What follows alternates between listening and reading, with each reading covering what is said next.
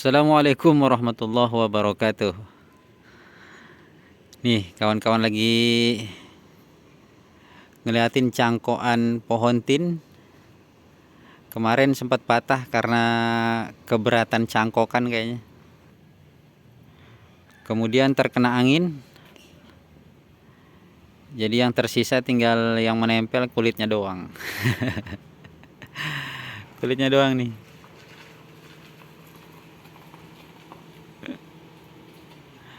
Kelihatan ya apa, tinggal kulitnya, padahal kayu di tengahnya udah patah nih, udah lama ngering nih. Ya udah 1 bulanan kurang lebih.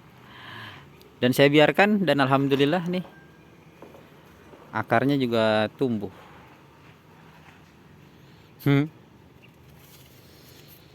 Jadi dari kulit juga bisa ini ternyata kawan-kawan ya. Bisa tetap mengalir kambiumnya ataupun nutrisinya. Ini dia. Sampai kebalik kayak gini. Tapi alhamdulillah nih udah ada yang order juga. Insya Allah besok berangkat ke Bangka Belitung nih cangkokannya. Nah, oke kawan-kawan, kita lanjut nih tentang jakaba. Jakaba itu jamurnya atau airnya gitu ya. Di video yang lalu ya kan kita udah menyampaikan bagaimana cara untuk membuat pupuk haji eng gitu kan. Dan di dalam pupuk haji eng ini kawan-kawan, memang kalau kita biarkan dia akan menumbuhkan jamur jakaba. Ya. Ini udah lama banget nih dipopulerkan oleh haji eng sebenarnya. Cuman jakaba ini memang dipopulerkan oleh Abah Junaidi Syahid ya kan.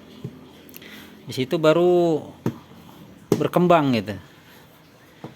Padahal seharusnya kita tahu bahwa jamur jakaba ini udah lama sebenarnya.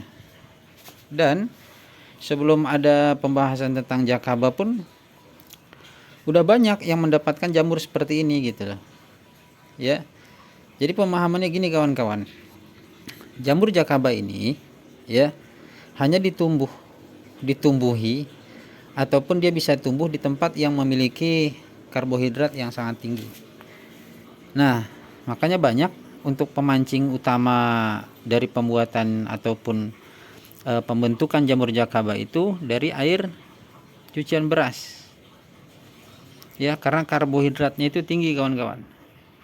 Tetapi tidak hanya sekedar air cucian beras, dari bahan lain pun bisa didapatkan jamur jakaba ini. Seperti contoh dari teman saya gitu ya. Teman saya ada yang mendapatkan jamur jakaba ini dari kotoran hewan kambing. Kohe kambing yang udah direndam lama kemudian nggak dipakai, akhirnya tumbuh jakabanya. Ada juga yang mendapatkannya itu dari air kelapa. Air kelapa yang dia dapatkan dari orang pesta, ya, pesta perkawinan gitu, pesta nikah. Jadi kebetulan di kampung masak. Nah, air kelapanya dikumpulin sama dia, kemudian air kelapa itu dikumpulin dan dibiarin, ternyata jakaba juga tumbuh. Kemudian ada juga yang dari rendaman air dari akar bambu.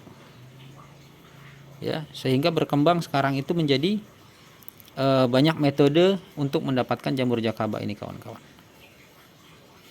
Ini sampai ada yang bilang jakaba super dan sebagainya. Padahal kalau dibilang sih kita ini sebenarnya membutuhkan jamurnya atau airnya sih gitu kan.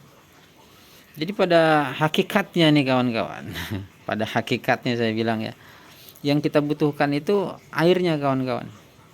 Jadi air ini yang ditumbuhi oleh jamur jakaba itu menandakan kalau di dalam kandungan airnya tersebut memiliki karbohidrat yang tinggi untuk pertumbuhan kawan-kawan, memiliki unsur N yang tinggi. Jadi untuk pertumbuhan, makanya daunnya itu bisa lebih bagus, kemudian dia lebih hijau. Gitu. Karena sifat dari jamur jakaba ini dia tidak bisa terkontaminasi dengan bahan racun yang lainnya.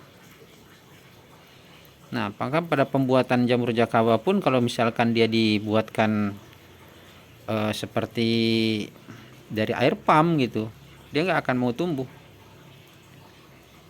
Yang penting kawan-kawan bisa memiliki bahan yang udah disampaikan itu dan disimpan dengan cukup lama gitu deh, ya.